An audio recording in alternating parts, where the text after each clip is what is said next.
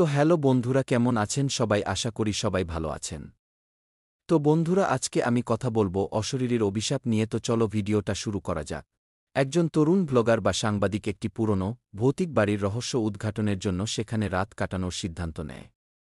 সে জানে না এই বাড়ির ইতিহাস রক্তে লেখা, এক অশরীরী আত্মা যে প্রতিশোধের আগুনে জ্বলছে। তার প্রবেশের সঙ্গে সঙ্গে বাড়ির অন্ধকার অতীত জেগে ওঠে এবং একে একে শুরু হয় ভয়ঙ্কর ঘটনা। রাতের অন্ধকারে বাতাসে হালকা শো শো শব্দ, ক্যামেরা ধীরে ধীরে জুম ইন করে একটি পরিত্যক্ত ধ্বংসপ্রাপ্ত পুরনো বাড়ির দিকে। ব্যাকগ্রাউন্ডে শোনা যায় দূর থেকে আসা শেয়ালের ডাক ও ফিসফিসানি কণ্ঠ। প্রধান চরিত্র তরুণ ব্লগার রাহুল, বা আপনার পছন্দের নাম, ব্যাকপ্যাক হাতে এসে দাঁড়ায়। সে ক্যামেরায় বলে, এই বাড়ি নিয়ে অনেক গুজব আছে। কেউ বলে এখানে এক বিধবা নারী মারা গেছেন, কেউ বলে সে আত্মহত্যা করেনি, তাকে হত্যা করা হয়েছিল। আজ আমি এখানে এসে সেই রহস্য খোলাসা করব। দরজায় ধুলো ও লাল রঙের হাতের ছাপ দেখা যায়। প্রবেশ করতেই বাতাসের চাপ কমে যায়, যেন কেউ পাশে ফিসফিস করে কিছু বলছে।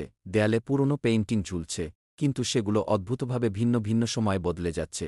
ঘরের কোণ থেকে হঠাৎ একটা ছায়া দ্রুত নড়ে যায়। রাহুল পেছনে তাকিয়ে কিছু দেখতে পায় না।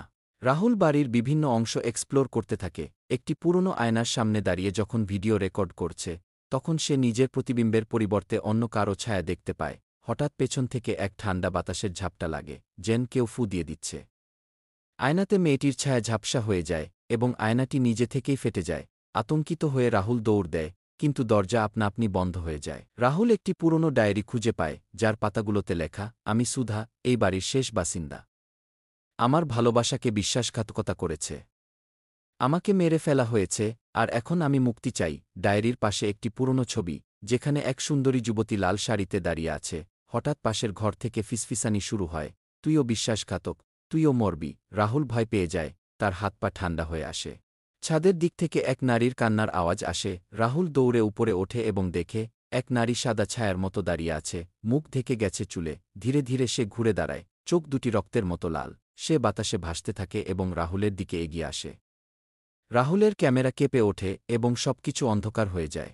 পরদিন সকালে গ্রামবাসীরা এসে দেখে রাহুলের ক্যামেরা পড়ে আছে, কিন্তু সে নেই। ক্যামেরার শেষ ফুটেজে শুধু একটি ভৌতিক হাসির শব্দ শোনা যায়। ক্যামেরার স্ক্রিনে এক লাইন ভেসে ওঠে, এখনও মুক্তি চাইনি।